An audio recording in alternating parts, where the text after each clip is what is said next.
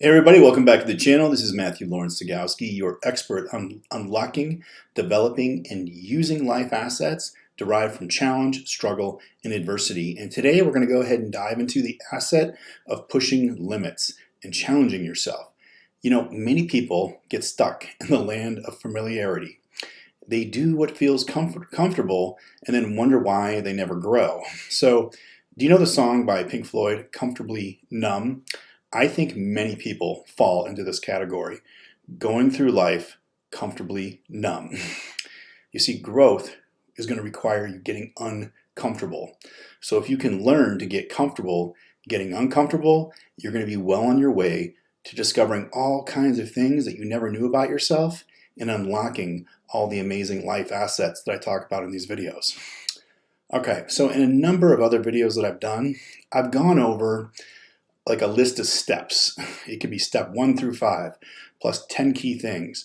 But there is really only one way I have discovered how to grow in life, and that is to set the bar higher than I can reach. And it doesn't matter what aspect we're talking about here. So in order to get it, I've had to push myself, had to learn something new, build both mental and physical strength. You're going to have to commit yourself, show up every day, pursue it with persistence, resilience, patience, and positivity, even when it looks impossible.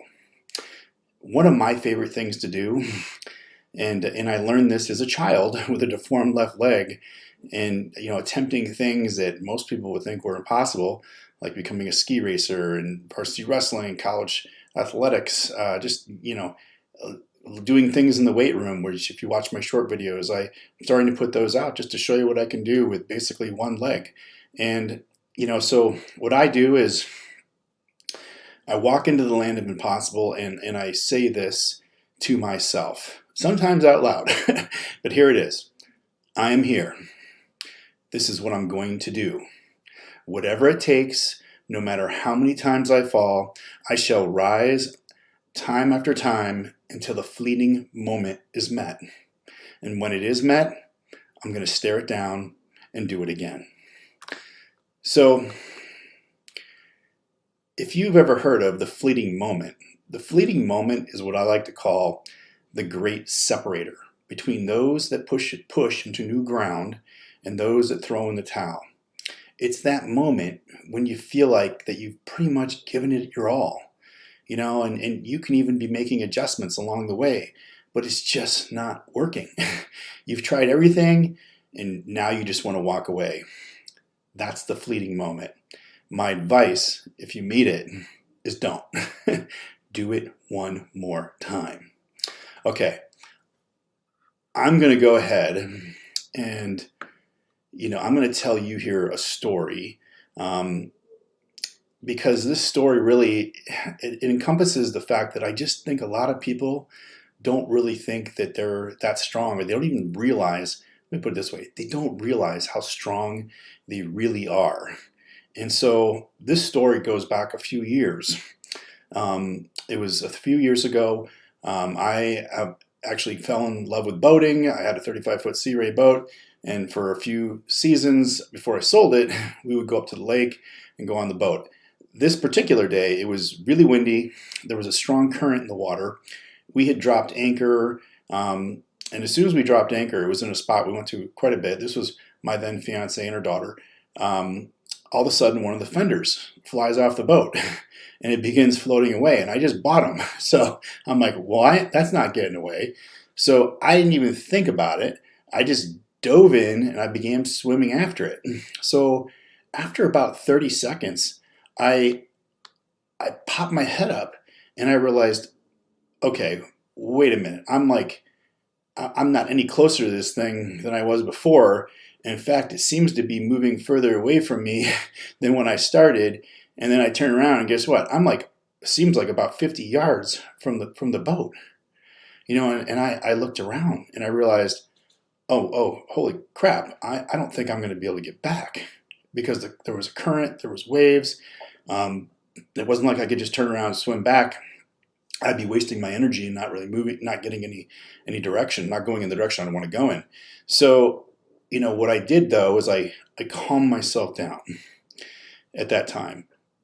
and I just did an inventory. I realized that my then fiance and her daughter, they'd probably have a very hard time seeing me with the chop in the water, and then I yelled out a couple times to see if I could get their attention. And once I realized they couldn't even hear me, then I knew I was in real trouble. I was in 20 feet of water, far from shore, no other boats around, and then something else happened. I began to cramp up. I was already kind of tired. I figured I could tread water for a while, but then I start cramping up. And then it happened. I actually ended up going under the water. I immediately forced myself back up. And I looked at the boat and I realized, oh, they still don't see me. They don't even realize I'm gone. I actually looked, I looked at them and they were kind of just having fun playing on the boat, probably thinking that I was just out swimming around and be back. And I thought, oh boy, this is not good. And then, I stayed above for a while, kept trying to get their attention, tried to float on my back. And then the cramps got worse. I couldn't move my leg. I couldn't move my arm. And then I went under another time.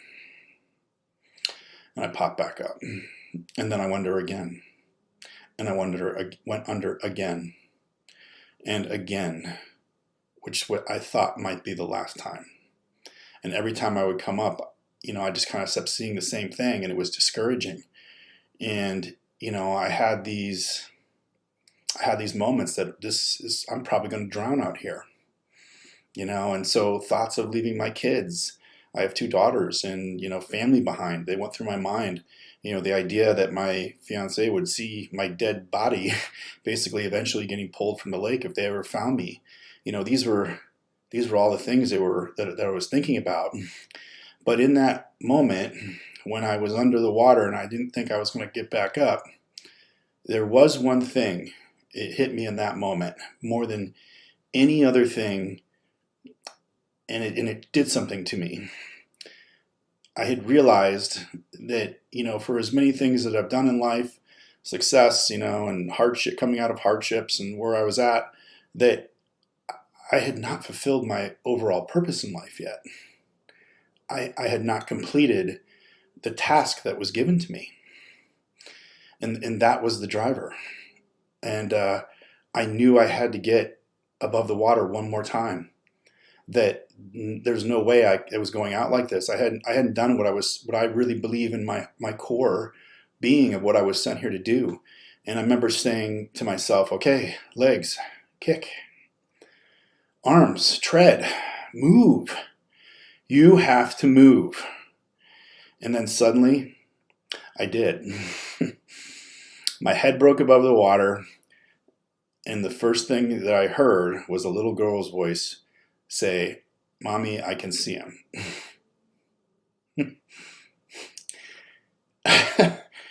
And sorry, it brings me back to that feeling. But suddenly, energy moved through my body, and I knew that I just had to make it a little bit longer. That they could finally see me, which means if they could see me, they could get to me, they could figure out a way to help me. And I had shown my fiance how to drive the boat. She had figured out how to she figured out, okay, I'm going to get the boat to him. The anchor was still actually she couldn't figure out how to get the anchor up, but the bottom of this lake was very muddy and it was soft, so it actually ended up working out to be an advantage. And so she just basically was able to get the boat right past me. I could see her coming. I saw the line of the anchor being dragged, and it was coming right by me. And I knew all I needed to do was just grab it. And so that's exactly what happened. I mean, I barely had any strength in my body left to do it, but I grabbed it. And once I grabbed it, I'm like, oh my God, okay, I made it. She had to drag me on the boat. I had nothing left, and it took I think it took about 30 minutes of me just laying there, just trying to kind of collect myself. And, I will say this much. I'm eternally grateful to her. And it's kind of sad to say, but we're not together anymore. But I will always have a love for her and just be so appreciative and thankful for that because I wouldn't be here otherwise. So I guess what I want to end with is, when I reflect on that day, what it really shows is it shows you how important and how powerful having a purpose is, and discovering your purpose and fulfilling it. It's really I think it's what gives life so much meaning. And the other thing, obviously, it shows you that we're way stronger than we even can imagine. Because I never in a million years would think I could have done that. I think I ended up having to tread water and keep myself afloat, keep myself alive for probably a good 20 or 30 minutes. With all those adversities striking me, cramping, being exhausted, choppy water, wind in my face, you name it. And what I'll tell you is that one of the things what I have learned and done since that day is it was really a wake-up call. And, I've realized that I have so much more capacity to go way beyond what I think I can do. So, here's the thing, so do you. From that day forward, basically, it was go time. This was basically, I guess this was about 4 years ago. Well, it was actually 3 years ago because I had started the writing journey 4 years ago. It was 3 years ago, and it was just basically, no more waiting. It's time to go into create mode. And from that day forward, I have written 3 books in 2 years, created 2 audiobooks, launched a new 3-book series with the first book that dropped December 25th. The other 2 will be out this year. I really began putting myself out there like never before, on getting podcast interviewed, speaking engagements, and now I'm doing YouTube.